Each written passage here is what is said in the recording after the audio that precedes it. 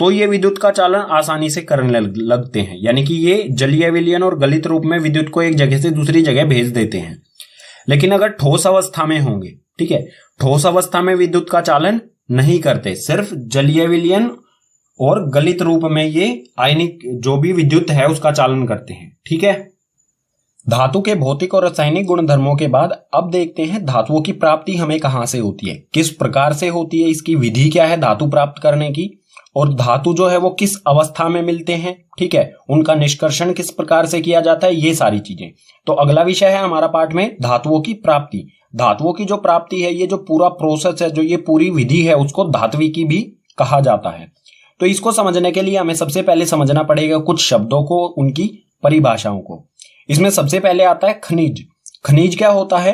पृथ्वी में प्राकृतिक रूप से उपस्थित तत्व एवं यौगिकों को खनिज कहते हैं। जो भी पृथ्वी से हमें तत्व या यौगिक, ठीक है, सभी चीजें धातु अधातु ये सारी चीजें हमें पृथ्वी से मिलती हैं। तो पृथ्वी में जो भी प्राकृतिक रूप से तत्व या यौगिक हैं उन्हें हम खनिज कहेंगे। ठीक है, अगला है अयस्क। अयस्क क्या होते हैं? वे खनिज जिसमें धातु अधिक मात्रा में पाए जाते हैं और उसे निकालना लाभकारी होता है, उसे अयस्क कहा जाएगा। ऐसे खनिज जिसमें धातु की मात्रा अधिक हो, ठीक है, और उसे निकालना भी आसान हो, उसकी कोई विधि हो निकालने की, जो कम पैसे खर्च करके हम निकाल सके धातु को उस प्रोसेस से, उस विधि से, ठीक है, तो उसे कहा जाएगा अयस्क। अगला है गैंग।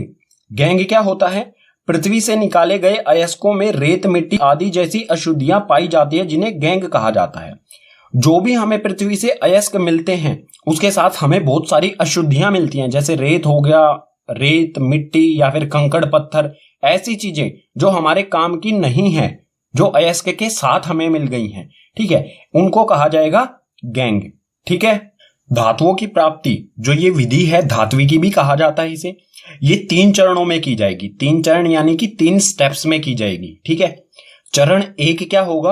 अयस्कों का समृद्धिकरण। जो भी हमें पृथ्वी से अयस्क मिले हैं उनको समृद्धिकरण किया जाएगा। समृद्धिकरण का अर्थ होगा अयस्क के साथ जो हमें गैंग अशुद्धियां मिली हैं उन अशुद्धियों को हटाना। ठीक है, पृथ्वी से हमें क्या मिलता है? अयस्क जमा में गैंग, यानी कि अयस्क के साथ गैंग यानी कि अशुद्धियां भी मिलती हैं। तो सबसे पहले क्या किया जाएगा? इस गैंग को इससे अलग किया जाएगा। ठीक है, तो हमें मिल जाएगा अयस्क। ठीक है, चरण 2 में क्या किया जाएगा? धातुओं का निष्कर्षण। जो भी हमें ये अयस्क मिला है गैंग को हटाने के बाद, इस अयस्क में से धातुओं को अलग किया जाएगा। ठीक है, कई रासायनिक अभिक्रियाओं द्वारा धातु इसमें से निकाला जाएगा। और चरण 3 जो है वो है धातुओं का परिष्करण। परिष्करण का अर्थ है धातु, यहां से अयस्क मिला हमें, चरण 2 में धातु निकाल लेंगे हम। अब जो हमें धातु मिला है वो शुद्ध नहीं होता, उसमें कुछ स्लैग्स होते हैं, कुछ अशुद्धियां होती हैं। ठीक है, तो आखिरी चरण में क्या करेंगे? धातुओं का परिष्करण, यानी कि बिल्कुल शुद्ध धातु हम उससे प्राप्त करेंगे। ठीक है, तो ये जो तीनों चरण हैं इनको एक एक करके विस्तार से पढ़ते हैं आगे वाले पेजेस पर। धातुओं की प्राप्ति में चरण पहला चरण है अयस्कों का समृद्धिकरण। अयस्कों का समृद्धिकरण यानी कि जो भी मिश्रण मिला है हमें अयस्क और गैंग का पृथ्वी से।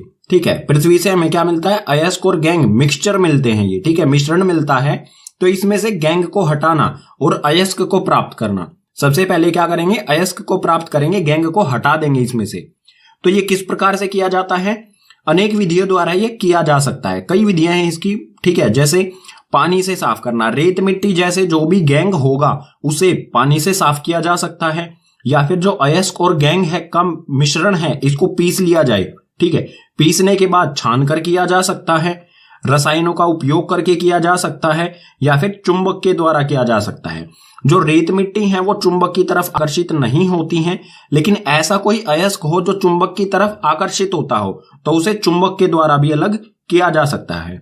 इसके अलावा और बहुत सारी विधियां हैं जिनमें गैंग को हटाया जाता है अयस्कों से। ठीक है, चरण 1 धातुओं के समृद्धिकरण के बाद आता है चरण 2 जो है धातुओं का निष्कर्षण, यानी कि जो भी हमें अयस्क मिला है उससे धातु किस प्रकार से निकाला जाएगा।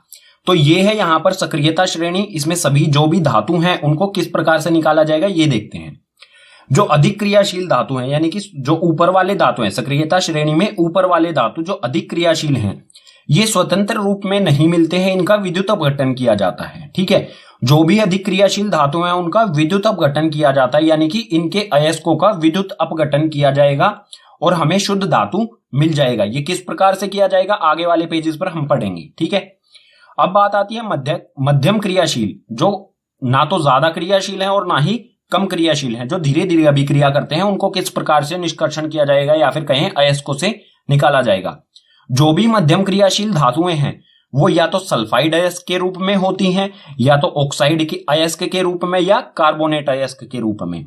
तो इनको निकालने का, इनका निष्कर्षण करने का क्या तरीका है। जो सल्फाइड अयस्क है या कार्बोनेट अयस्क है, इनको सबसे पहले ऑक्साइड में, धातु ऑक्साइड में परिवर्तित किया जाएगा, और धातु ऑक्साइड में परिवर्तन करने के बाद कार्बन द्वारा इनका उपचयन किया जाता है, ठीक है। कार्बन के साथ इनकी अभिक्रिया कर दी जाती है और शुद्ध धातु हमें मिल जाता है।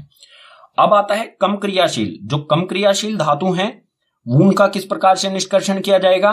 तो जो भी कम क्रियाशील धातु हैं वो हमें स्वतंत्र रूप में ही मिलते हैं, ठीक है। पृथ्वी से हमें ये शुद्ध धातु के रूप में ही मिलते हैं, ठीक है। चरण 2, धातुओं का निष्कर्षण में जो सक्रियता श्रेणी के नीचे वाले धातु हैं, यानी कि कम क्रियाशील धातु हैं, उनका निष्कर्षण किस प्रकार से किया जाता है, विस्तार से पढ़ते हैं। तो यहां पर है कम क्रियाशील धातुओं का निष्कर्षण। कम क्रियाशील धातु कौन कौन से होते हैं। Au, Ag, Hg और Cu, यानी कि सोना, चांदी, पारा या फिर कहें मरकरी और कॉपर। जो Au और Ag यानी कि सोना और चांदी है, ये हमें स्वतंत्र अवस्था में मिलते हैं, सीधा हमें ये प्रकृति से मिल जाते हैं, ठीक है। ये किसी भी अयस्क के रूप में नहीं होते। अयस्क के रूप में जो है वो Hg और Cu होते हैं।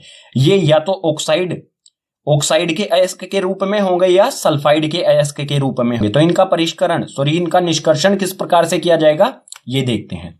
यह बहुत अनअभिक्रिय होते हैं। इन धातुओं के ऑक्साइड को केवल गर्म करने से ही धातु प्राप्त किया जा सकता है। जो Hg है और Cu है, ये या तो सल्फाइड या ऑक्साइड के अयस्क के रूप में मिलेंगे।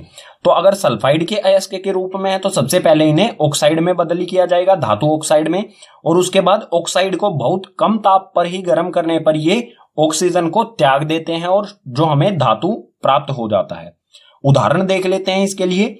Hg का निष्कर्षण सिनाबार से। Hg पारा जो है इसका अयस्क होता है सिनाबार। सिनाबार का जो फॉर्मूला है वो है HgS, यानी कि पारा सल्फाइड या फिर कहें मरकरी सल्फाइड, ठीक है। मरकरी सल्फाइड को कहा जाता है सिनाबार, ठीक है। तो Hg का निष्कर्षण HgS से किस प्रकार से किया जाता है ये अभिक्रिया के से देखते हैं। यहां पर दिया गया है HgS, इसे वायु ऑक्सीजन की उपस्थिति में जब गर्म किया जाएगा, ठीक है, इसे गर्म किया जाएगा तो ये HgO जो मरकरी ऑक्साइड में परिवर्तित हो जाएगा और सल्फर डाइऑक्साइड गैस निकल जाएगी इसमें से, ठीक है। अब जो ये HgO यानी कि मरकरी ऑक्साइड है यहां पर आ गया, इसे फिर से गर्म किया जाएगा, ठीक है। इसे फिर से गर्म किया जाएगा तो इसमें से ऑक्सीजन जो है ये अलग निकल जाएगी और हमें मिल जाएगा धातु, ठीक है। कम क्रियाशील धातुओं का किस प्रकार से किया जाएगा। अगर सल्फाइड के रूप में है या ऑक्साइड के रूप में तो इन्हें सिर्फ गर्म करने से ही ये हमें शुद्ध धातु मिल जाता है, ठीक है। एक और उदाहरण देख लेते हैं। इसी तरह CuS से Cu का निष्कर्षण किया जाता है। कॉपर सल्फाइड से कॉपर का निष्कर्षण किया जाता है। ये है कॉपर सल्फाइड, ऑक्सीजन की उपस्थिति में इसे गर्म किया जाएगा, ठीक है। गर्म करने पर ये परिवर्तित हो जाएगा कॉपर ऑक्साइड में और सल्फर डाइऑक्साइड इसमें से निकल जाएगी गैस, ठीक है। अब जो कॉपर ऑक्साइड है ये आ गया कॉपर ऑक्साइड। अगर इसको कॉपर सल्फाइड, ठीक है, ये जो कॉपर सल्फाइड है और कॉपर ऑक्साइड, अगर इन दोनों को इकट्ठा, इन दोनों की अभिक्रिया कराई जाए, इन दोनों को इकट्ठा रख के गर्म किया जाए तो जो है हमें कॉपर और सल्फर डाइऑक्साइड मिल जाते हैं, ठीक है। ये मिल गया हमें कॉपर, ठीक है। कम क्रियाशील धातुओं के निष्कर्षण के बाद अब देखते हैं मध्यम क्रियाशील धातुओं का निष्कर्षण किस प्रकार से किया जाता है। मध्यम क्रियाशील धातु कौन से होते हैं, जो सक्रियता श्रेणी में बीच में होते हैं, ठीक है। इन्हें विस्तार से देखते हैं, इनका निष्कर्षण किस प्रकार से किया जाता है। तो यहां पर दिया गया है मध्यम क्रियाशील धातुओं का निष्कर्षण।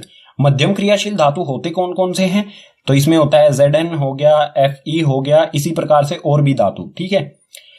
तो जो भी ये धातु होते हैं इनके बारे में दो बिंदु दिए गए हैं हमें।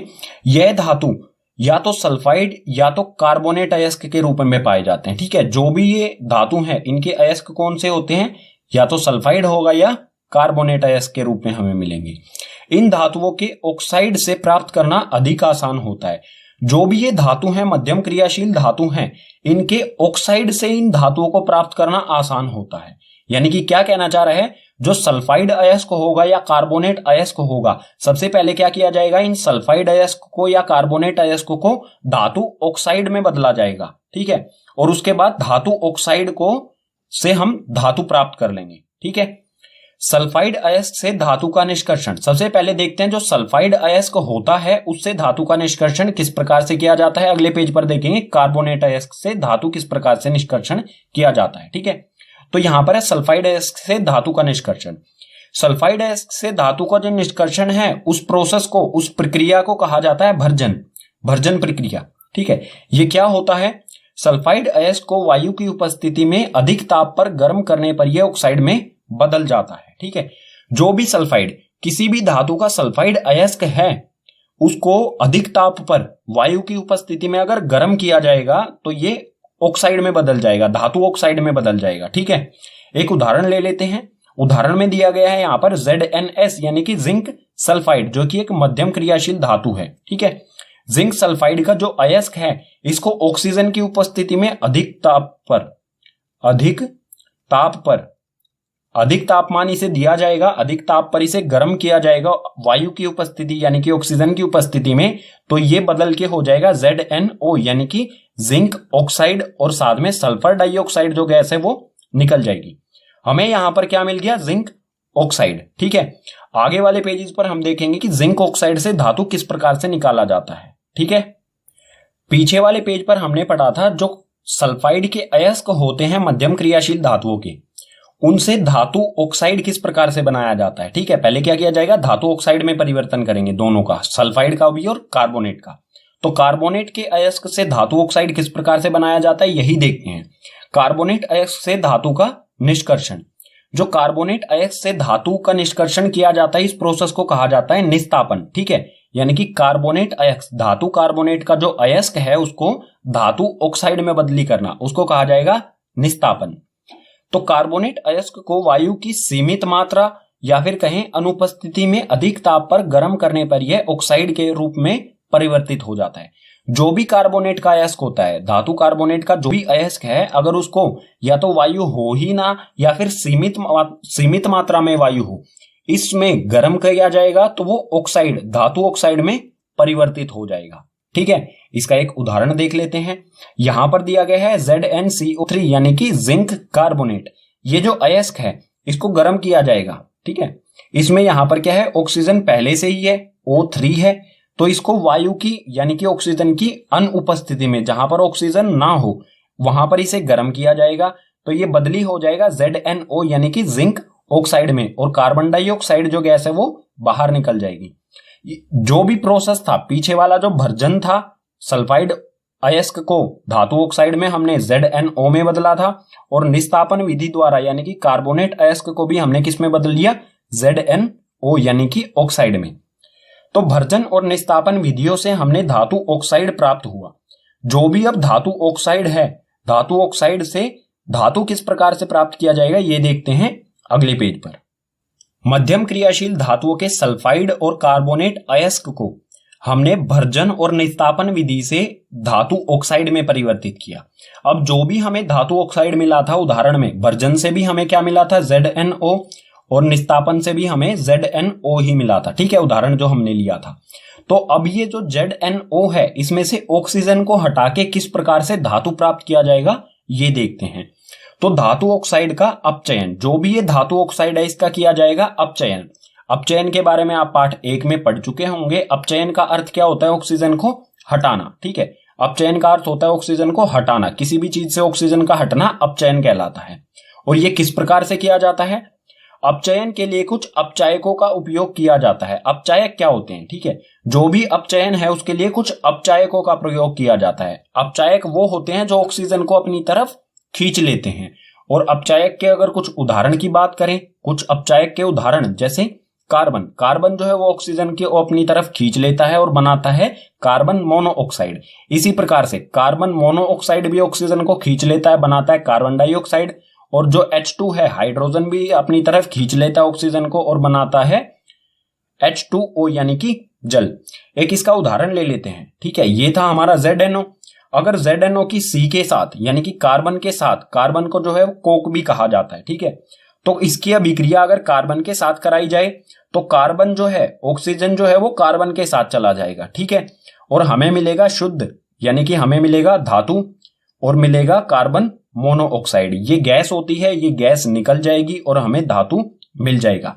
कम क्रियाशील और मध्यम क्रियाशील धातुओं के निष्कर्षण के बाद अब देखते हैं अधिक क्रियाशील धातुओं का निष्कर्षण किस प्रकार से किया जाएगा। अधिक क्रियाशील यानी कि जो सक्रियता श्रेणी में ऊपर की ओर दिए गए हैं, ठीक है। और इनके कुछ उदाहरण हो जाएंगे अधिक क्रियाशील धातुओं के, जैसे कि K यानी कि पोटेशियम, Na यानी कि सोडियम, Ca यानी कि कैल्शियम, Mg यानी कि मैग्नीशियम, इसके अलावा एल्यूमिनियम भी आता है इसमें, ठीक है। तो अधिक क्रियाशील धातुओं का निष्कर्षण यानी कि इन धातुओं को किस प्रकार से प्राप्त किया जाएगा इनके अयस्कों से। इसमें पहला बिंदु दिया गया है, यह धातु अत्यधिक क्रियाशील होने के कारण अपचयन नहीं किया जा सकता है। जो भी ये धातु हैं बहुत अधिक क्रियाशील होते हैं, इसलिए जो भी इनके ऑक्साइड होंगे, जैसे सोडियम ऑक्साइड हो गया, तो सोडियम ऑक्साइड का अपचयन नहीं किया जा सकता, यानी कि जो सोडियम के साथ ऑक्सीजन जुड़ा है उस ऑक्सीजन को नहीं हटाया जा सकता है।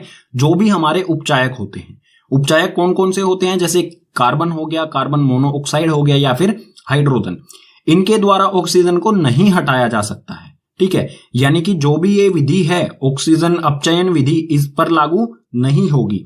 तो इनका निष्कर्षण किस प्रकार से किया जाएगा, इन धातुओं को विद्युत अपघटन द्वारा प्राप्त किया जाएगा। विधि है ये, विद्युत अपघटन विधि द्वारा इन धातुओं को प्राप्त किया जाता है। विद्युत अपघटन के लिए सबसे पहले क्या होना चाहिए, जो भी ये धातु हैं इनके अयस्क या तो हमें जो है वो धातु लवण के रूप में ही मिलते हैं, या फिर और किसी भी अलग रूप में भी हैं, तो उन्हें सबसे पहले धातु लवण में परिवर्तित किया जाएगा, ठीक है। तो जो भी हमें धातु लवण मिला, धातु लवण का उदाहरण देख लेते हैं, जैसे NaCl यानी कि सोडियम क्लोराइड, सोडियम से बनने वाला लवण है ये, ठीक है। तो NaCl से Na यानी कि सोडियम का निष्कर्षण किस प्रकार से किया जाएगा, NaCl से सोडियम किस प्रकार से प्राप्त किया जाएगा, इसे डायग्राम से समझते हैं। सबसे पहले जो भी हमारा सोडियम क्लोराइड है, इसको द्रव अवस्था यानी कि गलित अवस्था, इसे अधिक ताप पर गलित अवस्था में लाया जाएगा, तरल, ठीक है। इसे पिघलाया जाएगा और पिघला के इस बड़े से टब जो दिख रहा है आपको, इसमें डाला जाएगा। इसमें जो नीला नीला दिख रहा है आपको, ये है सोडियम क्लोराइड, ठीक है। इसमें दो रोड लगाई जाएंगी, एक तो होगी कैथोड और एक एनोड। कैथोड यानी कि ऋणी जिस पे चार्ज होता है, और एनोड यानी कि जिस पे धनात्मक चार्ज होता है, ठीक। अब जैसे ही इसमें से इसे एक बैटरी के साथ कनेक्ट किया जाएगा, जैसे ही विद्युत इसमें से प्रवाहित होगी, ठीक है, तो जो सोडियम और क्लोरीन है इनके बीच का जो आबंध है वो टूट जाएगा और सोडियम बनेगा Na पॉजिटिव चार्ज और क्लोरीन जो होगा वो नेगेटिव चार्ज, यानी कि सोडियम धनात्मक चार्ज क्योंकि ये एक इलेक्ट्रॉन का त्याग कर देता है, और क्लोरीन जो होगा वो ऋणी चार्ज होगा क्योंकि ये एक इलेक्ट्रॉन ग्रहण करता है। तो जो सोडियम हमेशा जमा वाला चार्ज जो है वो किसकी तरफ आकर्षित होता है, घटा की तरफ। तो जो सोडियम है वो कैथोड की तरफ आकर्षित होगा और जो क्लोरीन है वो एनोड यानी कि जमा की तरफ आकर्षित होगा, ठीक है। और क्लोरीन एनोड पर आकर गैस के रूप में यहां से निकल जाएगा एनोड से, और जो भी हमारा सोडियम धातु है वो कैथोड पर आकर निक्षेपित हो जाएगा। निक्षेपित यानी कि यहां पर आकर इस पे चिपक जाएगा, इकट्ठा हो जाएगा। सोडियम धातु हम कहां से प्राप्त करेंगे, कैथोड से, यानी कि जो भी अधिक क्रियाशील धातु हैं वो हमें कहां पर मिलेंगी, कैथोड पे। हमेशा धातु जो है वो हमें कैथोड से ही मिलेगा, और जो भी अधातु होगा लवण में, धातु लवण में जो भी अधातु होगा वो एनोड पर इकट्ठा होगा, ठीक है। धातु हमें मिल जाएगा कैथोड से। तो इसमें भी यही दिया गया है, धातु कैथोड पर मिलेगा हमें और क्लोरीन एनोड पर, ठीक है। क्लोरीन एनोड पर आएगी लेकिन गैस बन के निकल जाएगा, ठीक है। कम क्रियाशील, मध्यम क्रियाशील और अधिक क्रियाशील धातुओं के निष्कर्षण से जो हमें धातु प्राप्त हुआ है उसमें भी कुछ अशुद्धियां होती हैं जिन्हें अपद्रव्य कहा जाता है, ठीक है। उनको हटाना जरूरी होता है, नहीं तो वो धातु को कमजोर बनाती हैं, ठीक है। तो उनको हटाने के लिए हम करते हैं चरण 3 जो है धातुओं का परिष्करण, ठीक है। जो भी अपद्रव्य होते हैं उनको हटाने के लिए हम उपयोग में लाते हैं धातुओं का परिष्करण। ये किस प्रकार से किया जाता है, इसमें बिंदु दिया गया है, हमें इसे पढ़ते हैं। धातुओं से अपद्रव्य, अपद्रव्य को इंग्लिश में स्लैग्स कहा जाता है, ठीक है। तो जो भी अपद्रव्य है उसको हटाने के लिए सबसे अधिक उपयोगी विधि है विद्युत अपघटनी परिष्करण, ठीक है, इस विधि का उपयोग ज्यादातर लाया जाता है। ये बहुत आसान विधि है, सस्ती भी पड़ती है, इसलिए विद्युत अपघटनी परिष्करण किया जाता है जो भी हमें धातु प्राप्त हुआ है। ठीक है, एक उदाहरण से इसे समझते हैं। मान लीजिए हमें कॉपर, ठीक है, कॉपर का परिष्करण करना है, कॉपर जो है उसको शुद्ध बनाना है। ठीक है, तो क्या किया जाएगा? कॉपर को शुद्ध बनाने के लिए सबसे पहले अगर कॉपर को बनाना है तो हम एक सल्फेट का विलयन लेंगे, कॉपर का ही, CuSO4। ये विलयन हम एक टम्बलर में डालेंगे। ठीक है, ये बाल्टी सी जो दिख रही है इसमें क्या है? कॉपर सल्फेट का विलयन है। ठीक है, ये कॉपर सल्फेट का विलयन है। इसमें 2 रोड लगाई जाएंगी कॉपर की ही, एक तो बिल्कुल शुद्ध कॉपर की कॉपर धातु की, ठीक है, कैथोड पर लगाई जाएगी कॉपर की, और एक वो लगाई जाएगी जिसमें से हमें ऐसा कॉपर जिसमें से हमें अपद्रव्य को निकालना है, यानी कि अशुद्ध जो कॉपर की रोड है वो लगाई जाएगी एनोड पर। ठीक है, कैथोड जो है वो माइनस यानी कि ऋणी चार्ज होता है और एनोड जो है वो धनात्मक चार्ज होता है। तो कॉपर की शुद्ध धातु की जो रोड है वो लगाई जाएगी पतली, ठीक है, पतली लगाई जाएगी कैथोड पर, और एनोड पर अशुद्ध कॉपर की मोटी रोड लगाई जाएगी। इसे एक सर्किट से जोड़ दिया जाएगा, विद्युत सर्किट से। ठीक है, एक बैटरी और इसमें एक कुंजी लगी होगी। ठीक है, अब आते हैं हमारे पहला पॉइंट पर। जब विद्युत धारा प्रवाहित होगी अशुद्ध धातु अपघटय में घुलने लगेगा। अपघटय यानी कि जो भी ये विलयन है, ठीक है, CuSO4 यानी कि कॉपर सल्फेट। ठीक है, जैसे ही हम इस कुंजी को ऑन करेंगे यानी कि स्विच को ऑन करेंगे, इसमें से विद्युत धारा प्रवाहित होगी। जो भी एनोड पर अशुद्ध कॉपर है वो इस विलयन घुलने लगेगा। ठीक है, इस विलयन में घुलने लगेगा। कॉपर जो इस विलयन में आने पर क्या होगा? 2 चार्ज हो जाएगा। ठीक है, क्या हो जाएगा? Cu2+ चार्ज हो जाएगा।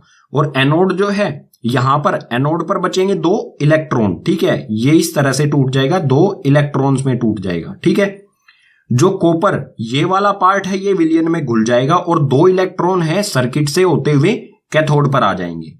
ठीक है, अगला बिंदु दिया गया है, उसी समय अपघटय से शुद्ध धातु उतनी ही मात्रा में कैथोड पर निक्षेपित हो जाता है। अपघटय यानी कि CuSO4। जो एनोड से विलयन में जितना कॉपर घुला है उतना ही कॉपर जो है विलयन से कैथोड पर आके निक्षेपित यानी कि जम जाता है। ठीक है, इस रोड पर जम जाएगा। ऐसे ही ये प्रोसेस चलता रहेगा। इसमें से धातु जो है, मतलब जो भी धातु है इसमें से पिघल के विलयन में घुलेगा और विलयन में जो कॉपर है धातु वो कैथोड पर आके जम जाएगा। कुछ देर इस स्विच को ऑन रहने से क्या होगा? जो ये मोटी रोड थी हमने जो एनोड पर लगाई थी ये धीरे धीरे पतली हो जाएगी और कैथोड पर जो पतली रोड लगाई थी ये मोटी हो जाएगी, क्योंकि इस पे जो कॉपर था अशुद्ध कॉपर वो शुद्ध पहले विलयन में घुला और उसके बाद विलयन से कैथोड पर शुद्ध धातु यहां पर इस पे आके चिपक जाएगा। और जो भी इसमें अशुद्धि यानी कि अपद्रव्य होंगे उनका क्या होगा? अविलेय अशुद्धि एनोड तली पर निक्षेपित होती है जिसे एनोड पंख कहते हैं। जो भी अशुद्धियां थी, अपद्रव्य यानी कि स्लैग्स थे, वो क्या होंगे? एनोड के नीचे इकट्ठे हो जाएंगे। ठीक है, ये लाल लाल सा आपको दिख रहा है, ये क्या है? अपद्रव्य, अशुद्धियां। ठीक है, स्लैग्स जिसे कहेंगे हम, यहां पर ये इकट्ठी हो जाएगी। और जो भी ये अशुद्धि यहां पर इकट्ठी हुई हैं इन्हें एनोड पंख भी कहा जाता है। ठीक है, अब यहां पर जो भी ये प्रक्रिया हुई है इसमें एक रासायनिक अभिक्रिया हुई है, इसे आगे वाले पेज पर समझते हैं। विद्युत अपघटनी को इस डायग्राम की सहायता से पीछे वाले पेज पर हमने समझ लिया था।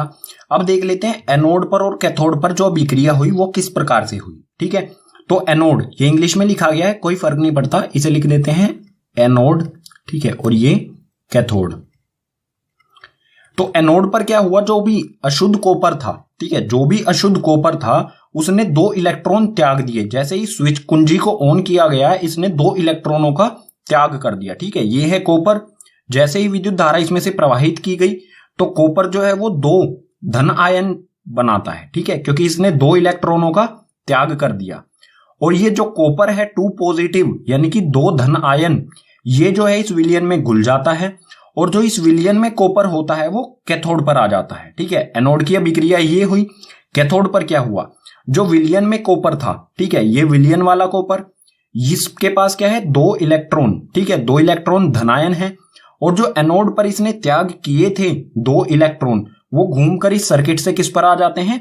कैथोड पर। ठीक है, 2 इलेक्ट्रॉन यहां आ गए कैथोड पर और ये कॉपर के साथ इकट्ठा करके क्या बनाएंगे, शुद्ध कॉपर बना लेते हैं। ठीक है, शुद्ध कॉपर हमें मिल जाएगा कैथोड वाली रोड पर। ठीक है, पाठ में अगला विषय आता है हमारा संक्षारण। संक्षारण के बारे में आप पाठ 1 में भी पढ़ चुके होंगे, फिर से देखते हैं। धातुएं अपने आसपास अम्ल, आर्द्रता व वायु के संपर्क में आने से संक्षारित हो जाती हैं, इसी को कहा जाता है संक्षारण। संक्षारण जो है वो धातुओं को कमजोर बनाता है। ठीक है, धीरे धीरे करके नष्ट कर देता है। ठीक है, बिल्कुल खत्म कर देता है। इसके कुछ उदाहरण देख लेते हैं। सिल्वर वायु की उपस्थिति में काला हो जाता है, यानी कि सिल्वर जब वायु के संपर्क में आता है तो इस पे जो संक्षारण होता है वो काले रंग की इस पे परत चढ़ जाती है, जिससे सिल्वर कमजोर हो जाता है। सिल्वर यानी कि चांदी। ठीक है, इसी प्रकार से कॉपर आर्द्र CO2 आर्द्र कार्बन डाइऑक्साइड के साथ अभिक्रिया करके कॉपर कार्बोनेट बनाता है। ठीक है, हरे रंग का बन जाता है। जो भी कॉपर होता है वो आर्द्र यानी कि नमी वाली कार्बन डाइऑक्साइड के साथ अभिक्रिया करेगा और जो भी कॉपर है उसके ऊपर एक हरे रंग की परत आ जाती है। वो क्या होती है, वो होती है कॉपर कार्बोनेट। ठीक है, इसी प्रकार से लोहा आर्द्र वायु के संपर्क में आने पर सतह पर भूरे रंग की परत बनाता है। जो भी लोहा होता है वो वायु नमी वाली वायु के संपर्क में आने पर उस पे भूरे रंग की एक परत बन जाती है, जो लोहे को कमजोर बनाती है और धीरे धीरे उसे नष्ट कर देती है। यानी कि संक्षारण जो है वो धातुओं को क्या करता है, नष्ट कर देता है धीरे धीरे। ठीक है, और संक्षारण जो है जल और वायु, जहां पर जल और वायु दोनों चीजें हैं तभी संक्षारण पॉसिबल है, तभी संक्षारण हो सकता है। ठीक है, अगर अकेला जल है तो संक्षारण नहीं होगा, या फिर अकेली वायु है तो भी संक्षारण नहीं होगा। तो जो लोहा है वो वायु के संपर्क में आने से किस प्रकार से उसमें संक्षारण यानी कि जंग लगता है, क्योंकि वायु में भी जो है वो जल वाष्प होता है। ठीक है, जल जो है वाष्प के रूप में होता है वायु में, इसीलिए जो भी धातुएं हैं वो वायु आर्द्र वायु यानी कि ऐसी वायु जिसमें पानी की मात्रा है वाष्प के रूप में, उसके संपर्क में आने पर धातुओं का संक्षारण होता है। तो धातुओं को संक्षारण यानी कि गलने से, नष्ट होने से किस प्रकार बचाया जा सकता है, ये देखते हैं अगले पेज पर। अब देखते हैं संक्षारण से धातुओं को किस प्रकार से बचाया जा सकता है। तो संक्षारण से सुरक्षा, धातुओं को संक्षारण से बचाने के लिए विभिन्न विधियां अपनाई जाती है। कई सारी विधियां हैं जिससे संक्षारण, धातुओं को संक्षारण होने से बचाया जा सकता है, जैसे पेंट कर देना, तेल लगा देना या फिर ग्रीस लगा देना। ठीक है, पेंट करने से क्या होता है, वायु का संपर्क जो है धातु से हट जाता है। ठीक है, तेल लगाने से भी वायु का संपर्क, या फिर ग्रीस लगा देते हैं उससे भी। यशद लेपन, इसके बारे में आगे पढ़ेंगे क्या होता है। क्रोमियम लेपन क्या होता है, जो क्रोमियम धातु है उसकी परत चढ़ा दी जाती है। ठीक है, किसी एक धातु पर क्रोमियम की परत चढ़ा दी जाती है। ठीक है, और वो बहुत लंबे समय तक चलता है। जैसे आपने साइकिल वगैरह जो होती हैं, चमकीली चीजें जो होती हैं, जैसे साइकिल का हैंडल होता है वो चमकीला क्यों होता है, क्योंकि उस पर क्रोमियम का लेपन किया गया है, क्रोमियम की एक परत चढ़ाई गई है। ठीक है, इसी प्रकार से मिलता जुलता ही है एनोडीकरण या फिर मिश्र धातु बनाया जा सकता है। ठीक है, इन सभी विधियों से संक्षारण को रोका जा सकता है। तो यशद लेपन के बारे में पढ़ लेते हैं, ये क्या होता है। लोहे व इस्पात, लोहा और इस्पात क्या होता है, स्टील। ठीक है, लोहा व स्टील को जंग से बचाने के लिए उस पर जिंक की परत चढ़ाई जाती है। जिंक यानी कि जस्ता, जिसका सिंबल होता है Zn। जो लोहा और स्टील है उस पर जिंक की परत चढ़ा दी जाती है। जो ये जिंक की परत है ये थोड़ी थोड़ी सी भूरे ब्राउन रंग की होती है। ठीक है, इस प्रक्रम को ही यशद लेपन कहा जाता है। ठीक है, यानी कि लोहे और इस्पात यानी कि स्टील, लोहे और स्टील पर जब जिंक की परत चढ़ाई जाए तो उसे कहा जाएगा यशद लेपन। और मिश्र धातु क्या होते हैं, ठीक है, यहां पर एक शब्द और आया है मिश्र धातु बनाकर। तो मिश्र धातु किस प्रकार से बनाए जाते हैं और होते क्या हैं। मिश्र धातु यह दो या दो से अधिक धातु या धातु और धातु या अधातुओं का सामांगी मिश्रण होता है। सामांगी मिश्रण जो है इसके बारे में आप कक्षा 9 में पढ़ चुके हैं। तो या इसमें क्या होता है, दो धातु या दो से अधिक धातु या फिर धातु के साथ अधातु का सामांगी मिश्रण बनाया जाता है। ठीक है, इसके कुछ उदाहरण ले लेते हैं जिससे आप अच्छी तरह से समझ जाएंगे।